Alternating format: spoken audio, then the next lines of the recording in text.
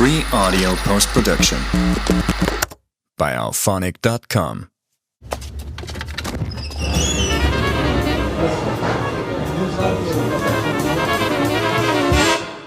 Coming to you from his studio in downtown San Francisco, this is the Backstage Bay Area podcast. And now, here's your host, Steve Roby. Hey, greetings and welcome to another episode of Backstage Bay Area. I'm Steve Roby. My guest today is Claude McKnight, the founding member of the legendary vocal group Take Six. Over more than 4 decades, Take Six has become the gold standard in vocal harmony, earning 10 Grammy Awards, 10 Dove Awards, and the induction into the Gospel Music Hall of Fame, and receiving praise from Quincy Jones as the baddest vocal cats on the planet. Their music smoothly blends gospel, jazz, R&B, pop, and more, and they've collaborated with artists ranging from Ray Charles, Ella Fitzgerald, Stevie Wonder, and Jacob Collier. The group returns to SFJAZZ for 4 nights in Minor Auditorium, August 13th through the 16th. On today's show, we'll hear two Take Six favorites, Spread Love and Nothing But Love. Claude McKnight joins me now. Hi, Claude. Welcome to Backstage Bay Area, and thanks for joining us. Hello, my pleasure. Thank you for having me. All right. Where am I reaching you today? I'm in Los Angeles. All right. Sunny Los Angeles, I hope. It is very sunny. We've been having a bit of a heat wave, but all is well. Claude, let's dive into the origins of the group. You formed the group at Oakwood College back in 1980, and what began as a small vocal ensemble has become one of the most influential vocal groups in modern music. When you think back to those earliest rehearsals, what was the musical vision you were chasing? Well, originally, it was basically kind of a barbershop quartet feel. Oakwood has a very rich heritage of a cappella groups and a lot of quartets. So we were just one of the other quartets on campus. And, I grew up with 3 younger brothers, and we had a quartet growing up. So again, it was just kind of a barbershop, kind of doo-wop style thing. And I think that because we wanted to differentiate ourselves from all of these other groups, and we decided to have one more member and then one more to make it a septet, which allowed us to do jazzier chords and to, be a little different from everybody else. Right. At what point did you realize that the chemistry between these voices was something truly special, that this wasn't just another college group? Well, interestingly enough, I think initially it was just another college group because I literally grabbed 3 other freshman guys and we were just singing songs that we knew, spirituals that we grew up singing and, hearing from other groups. So we didn't know if it was special at the time. It really wasn't until Mark Kibble joined us with the infamous story that we always tell about him coming into a bathroom where we were rehearsing and adding a 5th part to what we were doing. Once he joined the group, he pretty much started arranging for us, and that gave us a sound that was different from everybody else. I think at that point, we realized, wow, this could be something really, really special. Right. So you spent more than 4 decades performing together. How has the mission of Take Six evolved when remaining true to its original identity? Well, I think the way you set that question up is actually the answer. I think that the initial and original mission statement was to spread love. And that's what we've been doing from the very beginning. And so to continue doing that has been the utmost mission. And we've tried to not waver from that. We want to make sure that when someone comes to a show, they feel that, they hear that, and they know that that's what we share amongst ourselves. Because if they don't feel that from us, we can't really give it to them. All right. And that's a great transition into my next question, because we're going to be listening to Spread Love coming up soon. Many people consider it the signature song for Take Six. That song has become almost synonymous with Take Six. Why do you think Spread Love continues to resonate with audiences after all these years? That's a really great question. I'm not really sure we've been asked that before. Oh. I think possibly because that's the first song that most people heard from us. So if you're a Take Six fan, you know that song. And so that's the very first song from us. And I think that actually encapsulated everything that we have wanted to be. And so I think the song just has come along with what the mission statement has been. Mm. Has the song's meaning changed for you personally over time? Not really. Not really. I mean, I think that it's pretty straightforward what it's about, why it's about, and who it's about. So I think that it still resonates for us, which in turn I think continues to resonate for the audience. Well, let's listen to it now. This is Spread Love by Take Six here on Backstage Bay Area. I know somebody who cares. He's got it made. He won't admit it, but it's just a masquerade. He's a modern day deceiver with a case of falsic fever. What a shame. It's a game. And then there's Roses says, ain't she sweet? Oh, yes, she is. She gets the word, next thing you know, it's in the street. By the time it's been repeated, all the truth has been deleted. What a shame. Love again. Seems like everything we hear is just a tale. But I've got something that would never ever fail. It's gonna spread love. Oh, it's gonna spread love. The truth is no disguise. I've often said love could open any door. Oh, but I wish we had much more. For love is what we need. Da da da.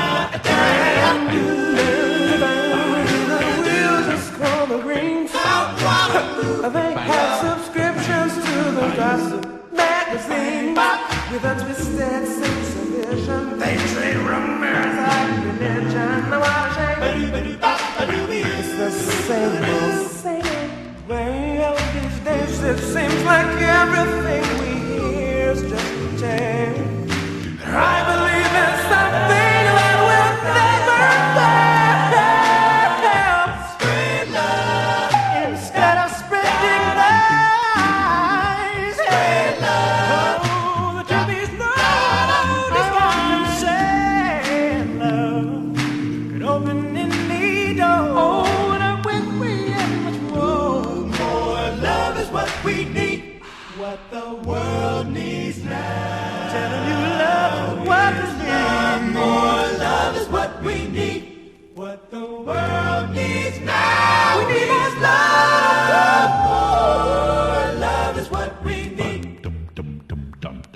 Spread love, instead of spreading lies.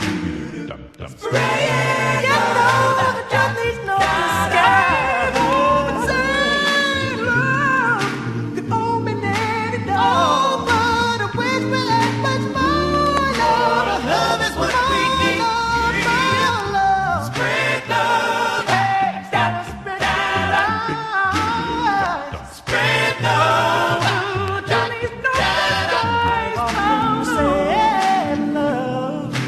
Open any door, but I wish we had much more. Love is what we need. Yeah.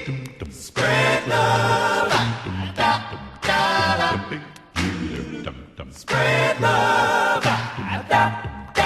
I've often said love could open any door, but I wish we had much more. More love is what we need.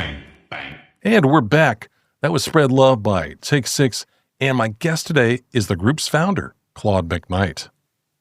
Claude, one thing fans will be excited to hear is that you're putting the finishing touches on Rhapsody, a new recording featuring Take Six's interpretations of jazz standards. What inspired the group to devote an entire project to this repertoire?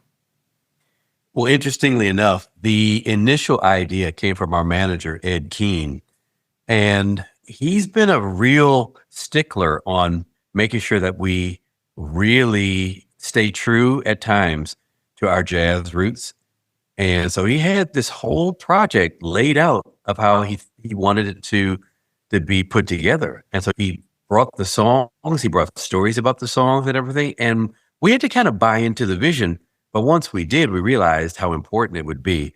And I think even though we've been doing this for, 40 years or so, these songs are very important. And we want to make sure that people, whether they've heard them or not, have an opportunity to not only hear them or to rehear them, but to certainly have our take on them, because we've done some really interesting things with every arrangement of these classic songs. As I understand it, many of these songs are already deeply embedded in jazz history. How do you approach arranging something that's so familiar while still making it clearly Take Six? Well, that's a great question. What you have to do on any arrangement, especially a classic song that people know and love, is you have to retain enough of the original so that you don't take away from what people loved in the first place, because then you're kind of doing a disservice to the song.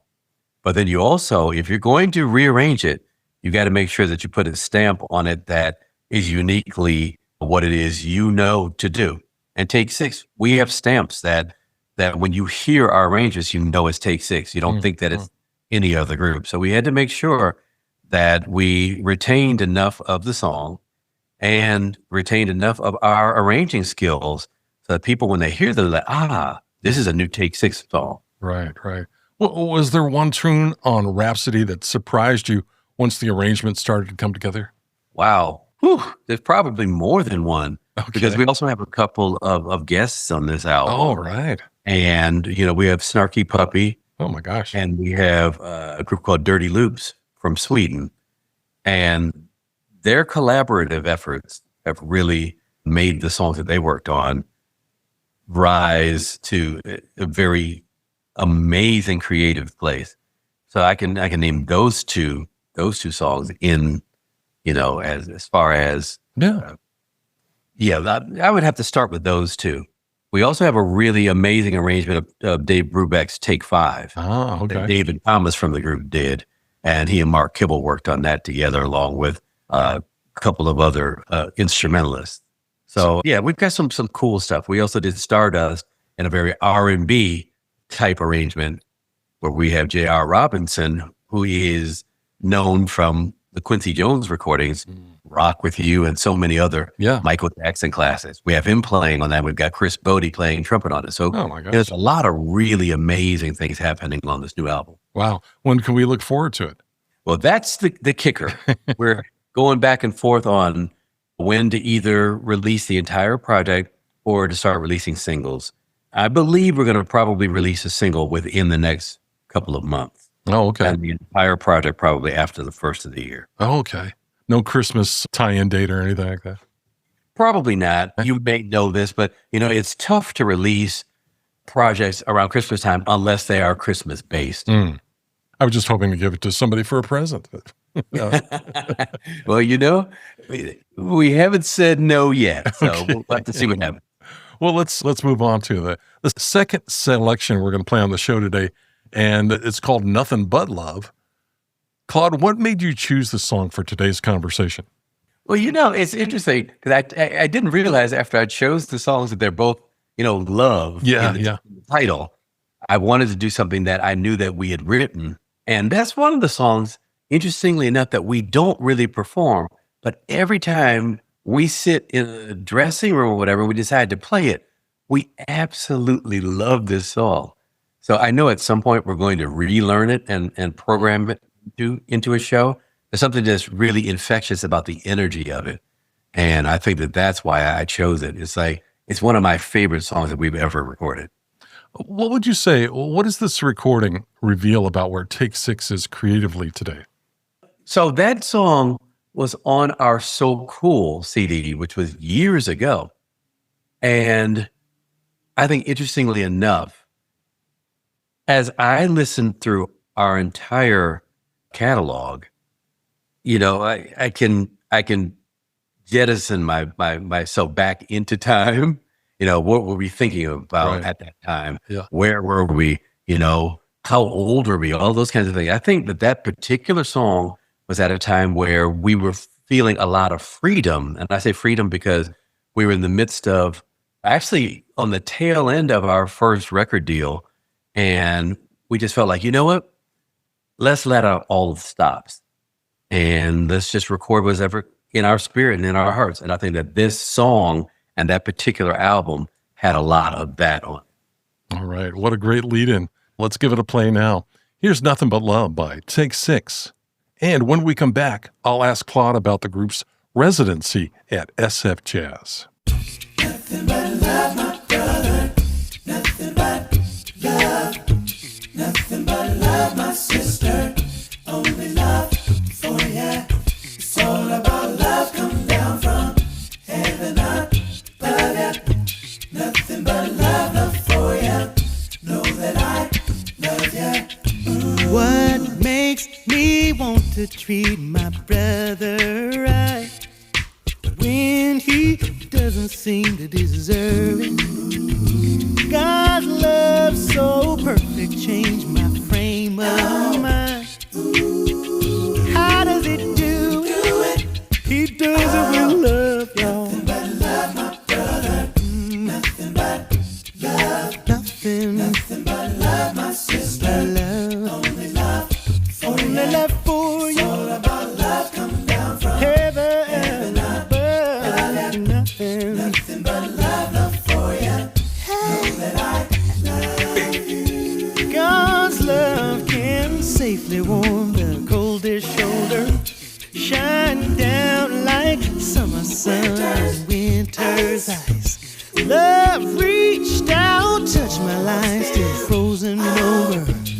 Nothing but love can kill the chill and bring new light. Nothing but love, my brother. But love. Nothing but love. Nothing but love, my sister. Only love. It's all about love. It's all about love. Come down from heaven. Love and nothing but love for you. No, hey, without faith, it's impossible to please him. What about hope, y'all? Gotta have hope that he's coming back one day. Oh, but without love, faith and hope don't even matter. Oh, no, because love is God and God is love. He will never fail, no. Nothing but love. It's all about love. Nothing but love. Nothing but love.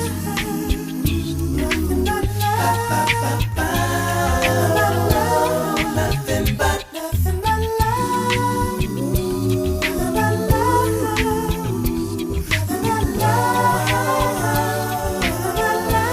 Nothing but love. Nothing but love. Nothing but love. Nothing but without faith, it's impossible to please him. Gotta have hope that he's coming back one day. Without love, faith and hope don't even matter. Because love is God, God is love. Never fail. Oh, love. Nothing but love. Only love. Nothing but love. Only love. Nothing but love, my sister. Only love for you. Nothing. It's all about love. Come down from heaven up. Nothing but love. That's Take Six with Nothing But Love, and you're listening to Backstage Bay Area. I'm speaking with Claude McKnight, the group's founder. Claude, let's talk about your return to SFJAZZ.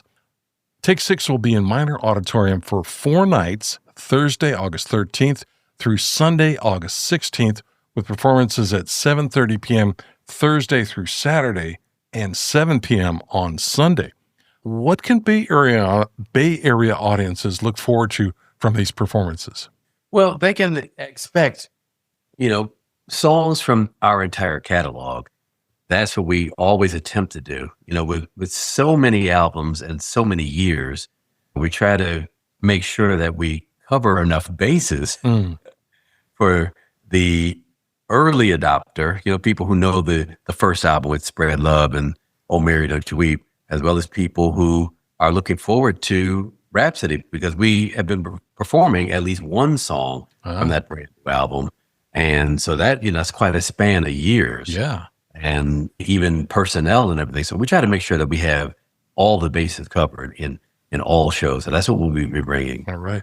One of the pleasures of seeing Take Six live is watching the interaction among the six of you. How much of the performance changes from night to night?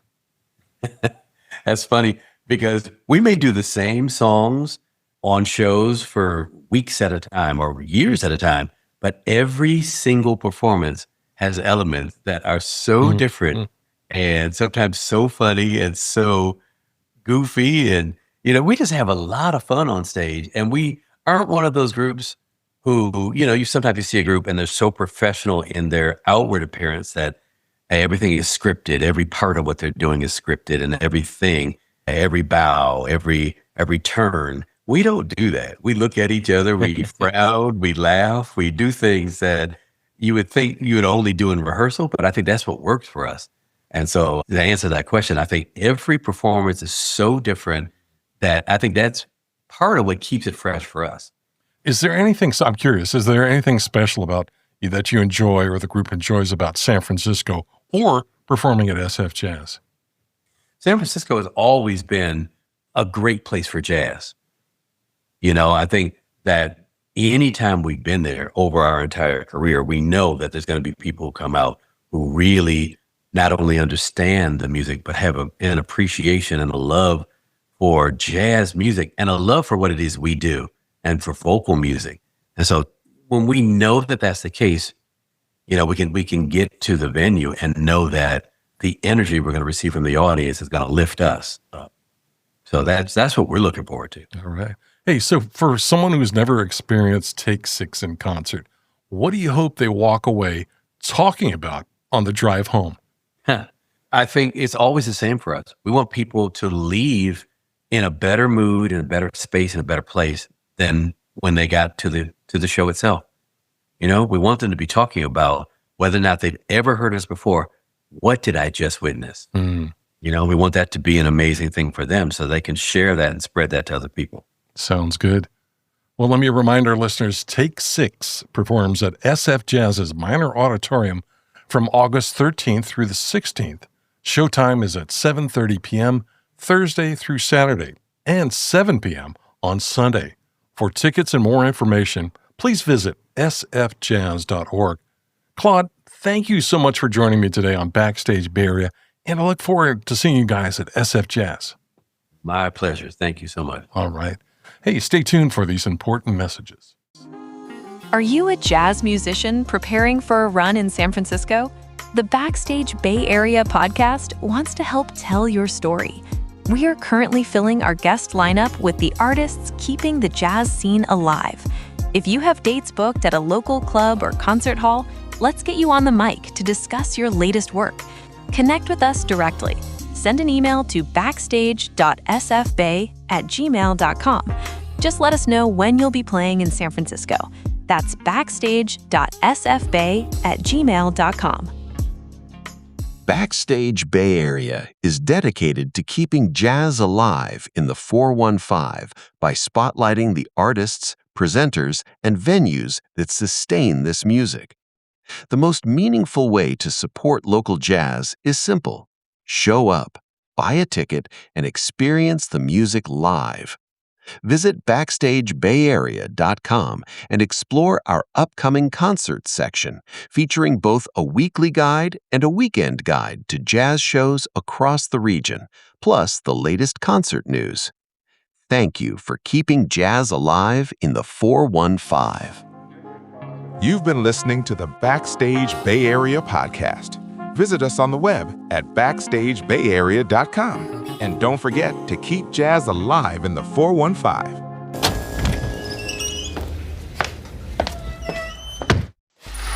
Free audio post-production by alphonic.com.